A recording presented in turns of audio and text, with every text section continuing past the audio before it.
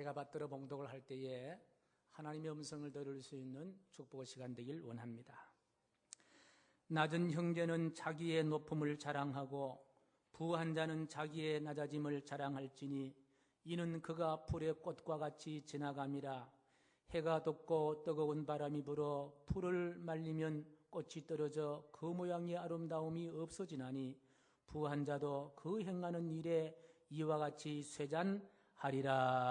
아멘. 기도하겠습니다. 세상 사람들은 세상의 것을 자랑하지만 우리는 세상이 자랑할 수 없는 가장 높은 것을 자랑할 수 있는 인내의 사람이요 믿음의 사람입니다.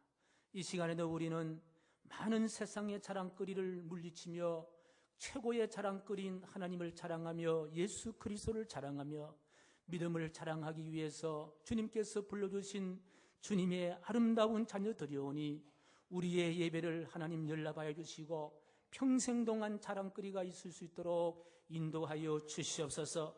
이런 명절을 당할 때에 고향을 북에 두고 있는 하나님 아버지와 많은 분들에게 위로를 허락하여 주시고 고향이 있지만 가지 못하는 분들을 위로하여 주시며 또 오시는 길 가시는 길 안전사고 나타나지 않도록 성령께서 붙들어 주시옵소서. 이제 말씀을 듣습니다. 이 말씀이 우리의 위로가 되게 하시고 소망이 되게 하여 주시옵소서. 존귀한 예수님의 이름으로 간절히 기도하옵나이다. 아멘. 혹시 고향에 가지 못한 분들을 생각하면서 추석 단상이란 시 한 수를 올리겠습니다. 마음의 위로가 있게 되기를 원합니다.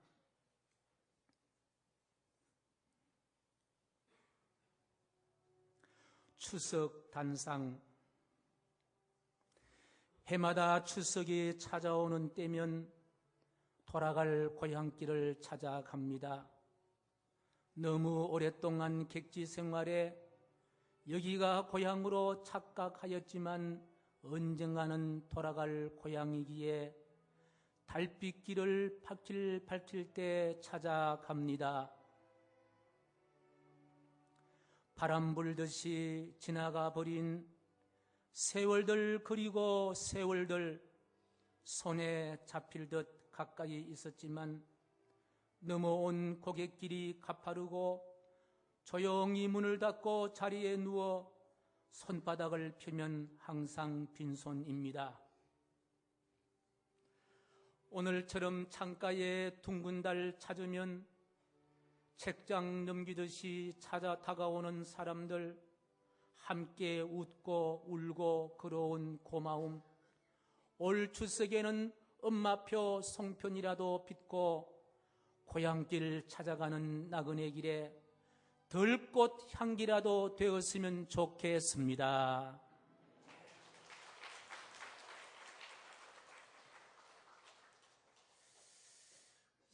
세상 사람들은 고향을 찾지만은 그 고향도 언젠가는 떠나야 할 고향. 우리는 세상에 고향이 없는 걸 알고 천국의 영원한 본향을 찾아가는 그와 같은 멋있는 나그네인 줄로 믿습니다. 행복한 나그네입니다. 먼 훗날에 우리가 본향에 갔을 때에 하나님은 양손을 벌리고 저와 여러분들 가슴에 품어줄 영원한 본향이 있기 때문에 우리가 고향에 찾아가지 아니한다 하더라도 낙심하지 않습니다. 절망하지 않습니다. 우리가 영원한 본향이 우리 앞에 있기 때문인 줄로 확신합니다. 할렐루야. 제가 마지막에 뭐라고 이야기했습니까? 할렐루야라고 이야기했습니다. 그런데요, 할렐루야라고 이야기하니까 처음 교회에 오신 분들이요, 그게 무슨 말인지 잘 몰라요. 그래서 어떤 분이 교회에 와서 목사님이 할렐루야 할렐루야 그러니까 그 내용을 몰라서 교회 오랫동안 다닌 집사님에게 물어봤다는 거예요. 집사님 도대체 할렐루야가 뭐냐. 근데 집사님은 할렐루야라는 말은 많이 했는데 뜻은 잘 몰랐어요. 그런데 체면이 있지요. 처음 온 우리 교인들에게 할렐루야를 가르치게 되잖아요. 체면에서 설명을 합니다. 할렐루야라는 말은 저기 남원에 가면은 이도령과 춘향이가 만나는 곳이 있는데 그곳에는 광활루가 있고, 진주에 가면은 농계가 일본 적장과 그렇게 아주 같이 이렇게 죽었던 촉성도가 있는데 아니 천국에 가게 되면은 우리 광활루나 촉순루가 있듯이 천국 가게 되면 할렐루가 있다, 그렇게 이야기했다는 거예요. 예. 여러분, 할렐루야는요 광활루 촉순루의 루가 아니고 하나님을 찬양합니다, 여호와 하나님을 찬양합니다, 그런 내용이에요. 이번 추석은 광활루나 촉순루의 루가 아니라 정말 할렐루야가 있는 추석 명절이 되기를 바랍니다. 하나님을 찬양합니다, 하나님께 노래합니다, 하나님의 영광을 돌립니다. 이런 할렐루야가 있는 추석 명절 되시기를 예수님의 이름으로 간절히 축복합니다. 할렐루야. 그렇습니다. 오늘 우리가 할렐루야 했던 이 기쁨이 내일까지 여기를 소원합니다. 여러분, 명절의 기쁨은요 주일보다 더 큰 명절이 없어요. 그래서 오늘 오신 분들은 뭔가 아시는 분이에요. 아무리 세상의 설날이 기쁘고 명절이 기쁘다 하더라도 인생의 최고의 기쁜 명절은 주일이에요. 결국은 왜 내일 추석을 두셨느냐, 오늘의 즐거움과 기쁨이 내일까지 이어간다. 그래서 오늘 행복과 기쁨과 즐거움을 놓쳐버리면요 내일은 그저 송편이나 먹다가 오시는 밖에 안 된다. 그래서 오늘 큰 행복과 큰 즐거움과 할렐루야의 은혜가 있게 되기를 간절히 소원합니다. 제가 오늘 이 본문 말씀을 읽어보면요 아주 기분 좋은 단어가 두 곳이나 나타납니다. 9절에 자랑이란 단어가 나타나고 10절에도 또한 자랑이란 단어가 나타납니다. 9절의 말씀 보면은 낮은 형제는 자기 높아지는 것을 자랑하라고 이야기했습니다. 10절의 말씀 보면은요 부한 자는 자기의 낮아짐을 자랑하라고 이야기했습니다. 그런데 가만히 생각해 보니까 이 자랑이 좀 이해가 되지 않은 자랑이에요. 다시 말하기에 낮은 형제란 말은 예수 그리스도를 믿다가 핍박을 당해서 도망쳐야 하고 또 재산도 빼앗기고 집도 놓고 가야 하고 가족이 뿔 부러지는 그와 같은 낮은 형제들, 그러니까 빈몸으로 깡통을 차고 다녀야 하는 그와 같은 사람들, 그런데 이런 사람이 언제 높아지겠냐는 거예요. 그런데 그것을 자랑하라 그렇게 이야기합니다. 그리고 부한 사람은 어떻게 됩니까? 부한 사람은 재물을 다 빼앗기고 낮아짐에도 불구하고 그것을 자랑하라 그렇게 이야기합니다. 그런데 자랑이라고 이야기하실 때에 돈도 많아야 되고 출세해야 되고 집도 사야 되고 소도 사야 되고 이런 것을 자랑하라면 이해가 되지만은 다 빼앗기고 없는 가운데 자랑하라 그렇게 이야기하는 거예요. 그러면 오늘 본문의 말씀 자랑은요, 이 상황은 자랑거리가 아닙니다. 그리고 자랑할 이유도 없는 것과 같은 내용이 아닙니까? 도망친 상황이 어떻게 자랑거리가 될 수가 있고, 가족이 뿔뿔이 흩어진 상태가 어떻게 자랑거리가 될 수가 있고, 모든 재물을 놓고 그렇게 가야 하는데 그것이 어떻게 자랑거리가 될 수가 있느냐? 이건 자랑거리가 아니라 근심거리요, 낙심거리요, 이건 도움을 받아야 할 그와 같은 사건이 아니냐? 그렇습니다. 바로 그것이 아닙니까? 혹시 이와 같은 상황이 온다면 혹시 이웃 사람들이 알까봐 두려워할 수 있는 그와 같은 상황입니다. 아니, 예수 그리스도를 믿다가 이와 같은 어려움을 당했더라면 또 어떻게 복음을 증거할 수가 있겠냐는 거예요. 예수 믿으라 하면 너 보니 꼴 좋다, 너같이 대가치 받다 예수 안 믿는다, 이렇게 이야기할 수도 있지 않겠냐는 거예요. 그런데도 자랑하라고 이야기합니다. 낮아진 것을 자랑하고, 그리고 지금 어렵지만은 그와 같은 것을 시련을 자랑하라 그렇게 이야기합니다. 이 말이 과연 맞는 말일까? 사랑하는 성도 여러분, 비록 오늘 당하는 시련이 내일 경험할 엄청난 영광과 축복에 비할 때에 내일에 분명히 우리에게 영광이 있고 축복이 있고 소망이 있고 기쁨이 있다는 사실을 확실히 믿을진데, 그와 같은 사람은 오늘의 시련이 낙심거리겠어요? 불평거리겠어요? 무엇이겠어요? 오늘의 시련이 자랑거리인 줄로 확신합니다. 내일의 새 아침에 희망이 온다는 사실을 확실히 아는 사람이라면 혹시 오늘 당하는 고통도 낙심이 아니라 절망이 아니라 그 소망거리라는 거예요. 예를 들면은요, 내일에 엄청난 수확이 있는 황금 들녘이 나의 곁에 있다고 한다면은 우리가 씨를 뿌릴 때에 땀 흘리는 것, 씨를 뿌릴 때에 애쓰는 것, 노력하는 것, 그것이 실망이 아니라 좌절이 아니라 그것이 뭐가 된단 말이에요? 자랑거리가 될 수가 있다는 사실이에요. 오늘 야고보는 그것을 알았습니다. 지금 야고보 선지자는 지금은 내가 낮아져 있지만은 앞으로 하나님께서 미래에 엄청나게 높아질 것을 허락해 주시고 하나님이 높여주신다는 사실을 너무나 잘 알고 있었기 때문에 지금 당하는 고통, 이것은 낙심과 절망과 좌절이 아니라 그것이 바로 자랑거리였다는 사실입니다. 장차 이 세상에서 자랑할 수 있는 수많은 자랑거리보다도 훨씬 더 높은 자랑거리, 하나님께서 야고보 선지자를 통하여 만들어 주시기 때문에 오늘 당하는 고통과 어려움은 낙심거리가 아니라 근심거리가 아니라 자랑거리였다는 사실입니다. 그렇습니다. 세상에서 부유한 모든 재물이 다 없어진다 한다 하더라도 하나님이 그것보다도 30배 더 채워주시고 60배 더 채워주시고 100배 더 채워준다는 사실을 알았기 때문에 지금 없어진 재물 때문에 땅을 치고 통곡하지 않고 장차 다가올 30배의 재물, 60배의 재물, 100배의 재물로 인해서 야고보는 자랑할 수가 있었다, 그 말씀입니다. 오늘 본문의 말씀에서 야고보를 통하여 자랑하라고 하신 하나님의 의도를 우리는 충분히 이 말씀 속에서 알 수가 있습니다. 세상에서 가장 큰 자랑거리를 가진 자로 하나님은 야고보로 하여금 만들어 주시고 싶은 거예요. 여러분, 세상에 자랑거리가 있다 하지만요, 오늘 본문의 말씀 보니까 세상의 자랑거리는 풀의 꽃처럼 시든다고 이야기했습니다. 그리고 꽃잎이 떨어지는 것처럼 떨어질 수밖에 없는 것이 세상의 자랑거리라고 이야기했습니다.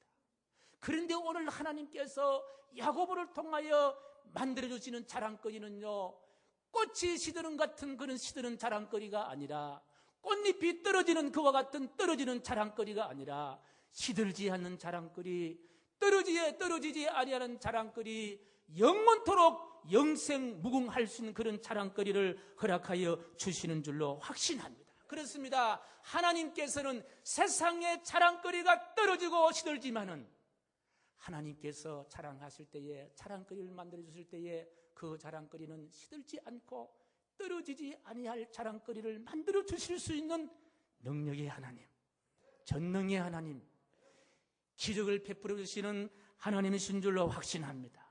우리 예수님도 보십시오. 예수님은요, 엄청난 자랑거리가 있으신 분이에요. 하나님과 동등되게 세상을 창조하실 때에 함께했던 분이시고요, 하늘의 영광을 몸소 가졌던 분이신데 이 주님이 세상에 오실 때는 어떻게 오시느냐? 이사야서 53장 3절 말씀 보십시오. 우리 같이 읽습니다. 시작. 그는 주 앞에서 자라나기를 연한 순 같고 마른 땅에서 나온 뿌리 같아서 고운 모양도 없고 풍채도 없은즉 우리가 보기에 흠모할 만한 아름다운 곳이 없도다. 예수님은 엄청난 자랑거리가 있었음에도 불구하고 세상에 오실 때는요, 우리가 이래 보기에 참 자랑거리가 하나도 없는 것처럼 이 세상에 오셨습니다. 흠모할 것도 없고 모양도 없고 풍채도 없고 이렇게 자랑거리가 전혀 없으신 예수님이신데 하나님은 이와 같은 예수님을 높은 자랑거리 만들어 주시는데 어떻게 만들어 주셨느냐? 빌립보서 2장 10절 말씀이에요. 우리 같이 읽습니다. 시작.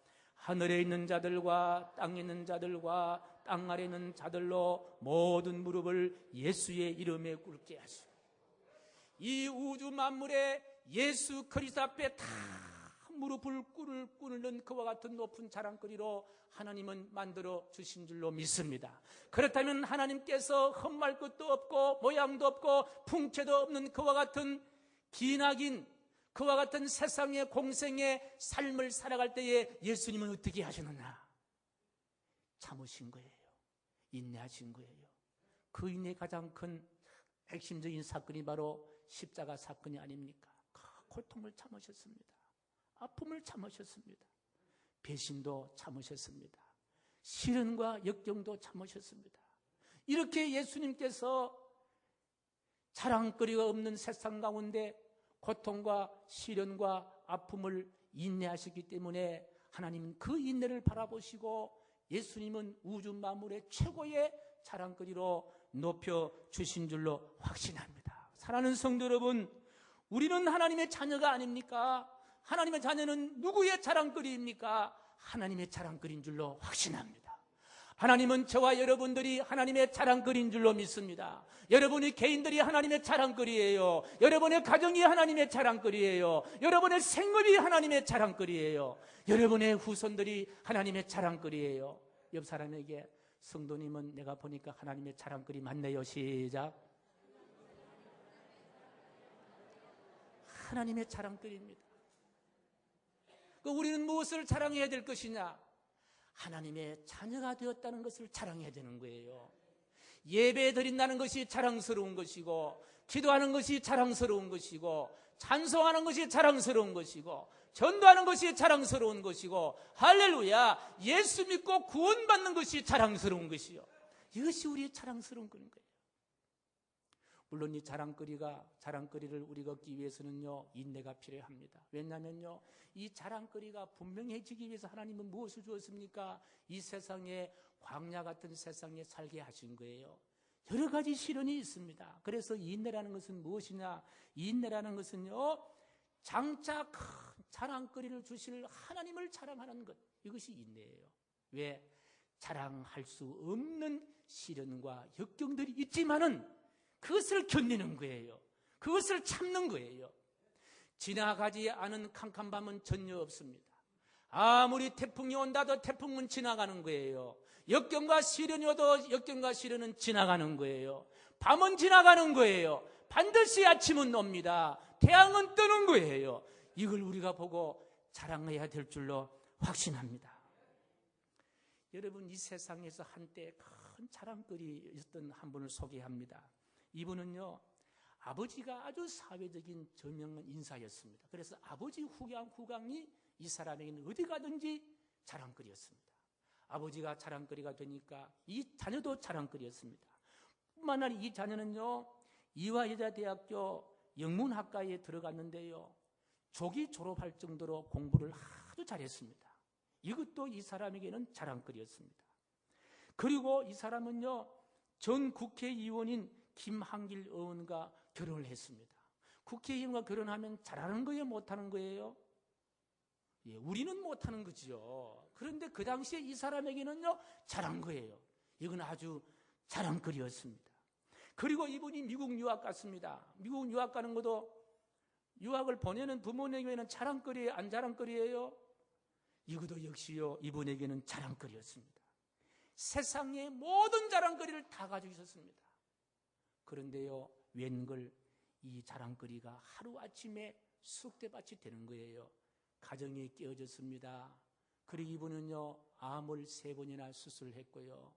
그리고요, 이분에게 아들이 있었는데요, 둘째 아들이 자폐 진단을 받게 되었고요. 그리고 이분이요, 버클리 대학을 졸업한 IQ 159가 되는 천재 같은 아들이 있었는데요, 시들시들 앓더니 병명도 모르고 19일째 병원에 입원한 상태 그만 세상을 떠나고 말았고요. 그러니까 이 엄청난 자랑거리가 하루아침에 꽃잎이 떨어질 때 떨어지면 다 떨어져 버린 거예요. 이렇게 떨어지니까 이분에게는 먹을 것도 없을 정도로 배가 고팠고요. 주변의 사람들이 실패한 여인으로 손가락질을 당해서 자존심도 상하고요. 그리고 친구들 다 떠나고 버리고요. 왕따를 당하고요. 이제 이분은 살아야 할 아무런 의미도 없이, 아무런 의미도 없는 거예요. 내가 왜 살아야 되는지, 무엇 때문에 살아야 되는지 늘 잠잘 때마다 울고 지나고요. 이런 비참한 그와 같은 지경에 떨어지게 됩니다. 그런데 이분이요, 하나님을 만나게 된 거예요. 예수님을 만나게 된 거예요. 교회에 이분이 출석하게 된 거예요. 그래서 교회 나가면서 이분이요, 내가 이렇게 낮추시는 하나님의 의도를 알겠다, 하나님을 깨닫게 된 거예요. 내가 너무 자랑했구나. 세상의 자랑거리를 내가 너무 높였구나. 이건 아무것도 아니고 별것 아닌 걸 내가 왜 그렇게 몰랐는가. 그렇게 후회하며 통곡하며 이제 온전히 십자가를 붙잡고 예수를 믿기 시작했습니다. 아니, 예수를 믿기 시작하니까요, 마음속에 새로운 자랑거리가 생기는 거예요.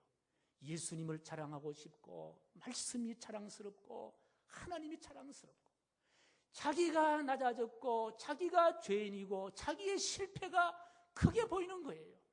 하나님께서 나를 사랑해 주시고 하나님의 자녀 만들어 주시기 위해서 나를 이렇게 실패의 자리에, 광야의 자리에 이렇게 바람을 맞게 했구나. 그리고 온전히 예수 그리스도를 자랑하는 사람이 되었습니다. 이분이 누군지 아십니까? 이분이 바로 이민아 목사예요. 이민아 목사가 누구십니까? 전 문공부 장관 이어령 장관님의 딸이에요. 이분이 망막박리라는요, 10,000명 중에 1명 정도 올까 말까 한 그와 같은 눈의 병을 앓고 있었는데 거의 100% 실명이라는 거예요. 그런데 이분이 예수를 믿고 구원받아서 이제 마지막 병원에 찾아가 보니까 당신 괜찮소? 시력이 회복된 거예요. 누구를 자랑합니까? 하나님을 자랑하는 거예요. 그리고 이분이 이렇게 기적을 받으니까 그 무신론자 가운데 최고의 지성인이고 무신론자인 아버지 이어령 장관을 무릎 꿇게 만들고 그리고 세례받게 하고 그 예수 믿는 그와 같은 놀라운 아버지를 구원시키는 놀라운 은혜가 이분에게 있게 된 줄로 확신합니다.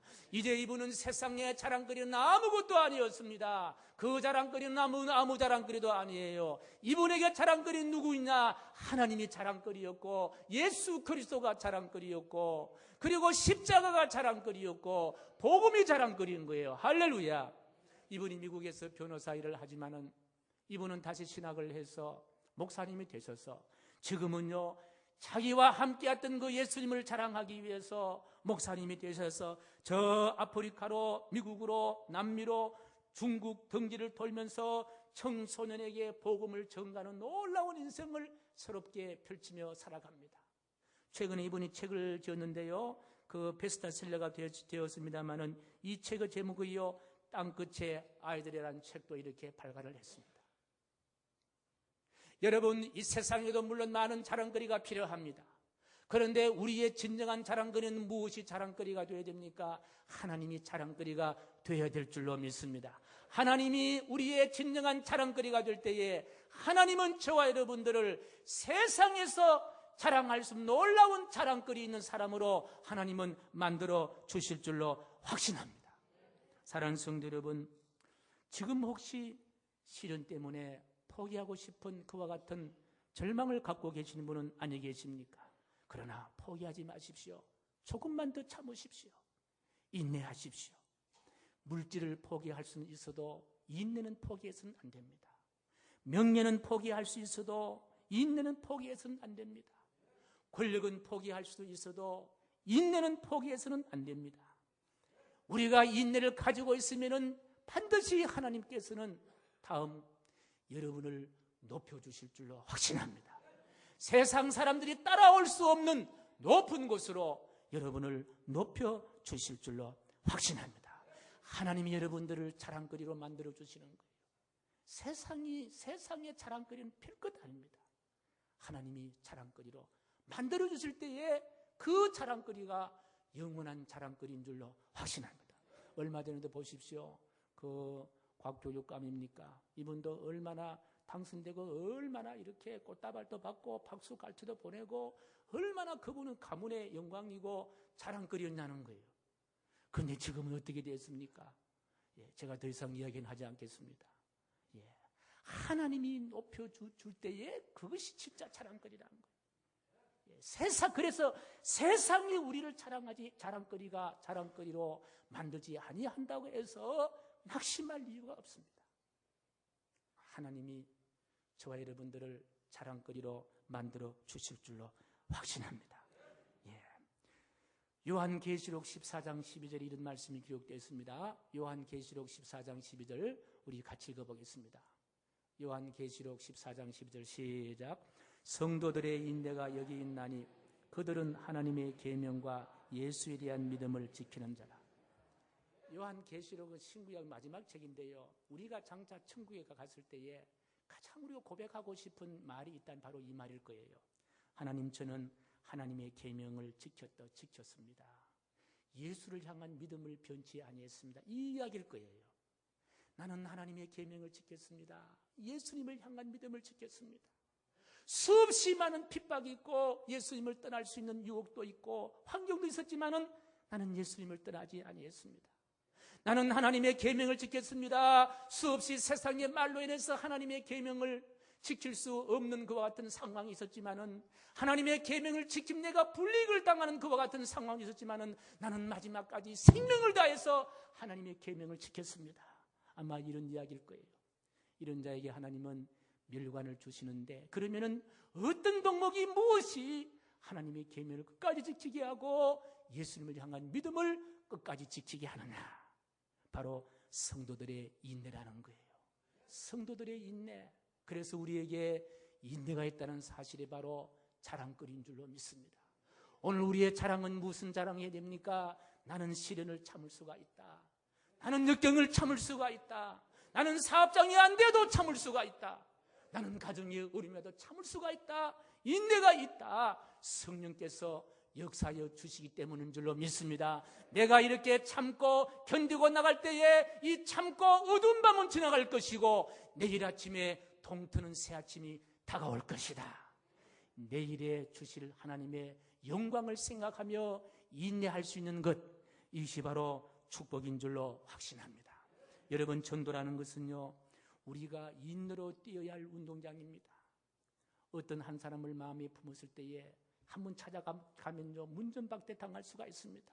또 찾아가는 거예요. 또 찾아가는 거예요. 몇 번 찾아가야 됩니까? 옛날 속담 이런 말이 있잖아요. 10번 찍으면은 나무는 넘어간다. 목석 같은 사람이라 하더라도 10번 찾아가고 인내하면은요, 결국 그분은 예수를 믿게 될 줄로 확신합니다. 그래서 이걸 우리가 자랑하는 우리 인생 될 줄로 되어야 합니다. 사랑하는 성도 여러분, 하나님은 저와 여러분들을 자랑거리로 만드시기로 작정하신 분이십니다. 혹시 가정에 우리가 자랑거리가 되지 아니하고 세상의 지역의 자랑거리가 아니라도 한다더라도 낙심하지 마십시오. 하나님은 우리를 높은 자랑거리로 만들어 주실 줄로 확신합니다. 그 소망을 가지고 이번 추석을 통해서 하나님을 자랑하고 예수 그리스도를 자랑하고 내가 가지고 있는 복음을 자랑해서 그들로 하여금 하나님의 자랑거리 만들 수 있는 그 귀한 일에 함께 협력할 수 있는 저와 여러분 되시기를 예수님의 이름으로 간절히 축복합니다. 자비로우신 하나님 아버지, 추석에는 하나님을 높이며 하나님을 자랑할 수 있는 그와 같은 절기가 되게 하여 주시고, 내가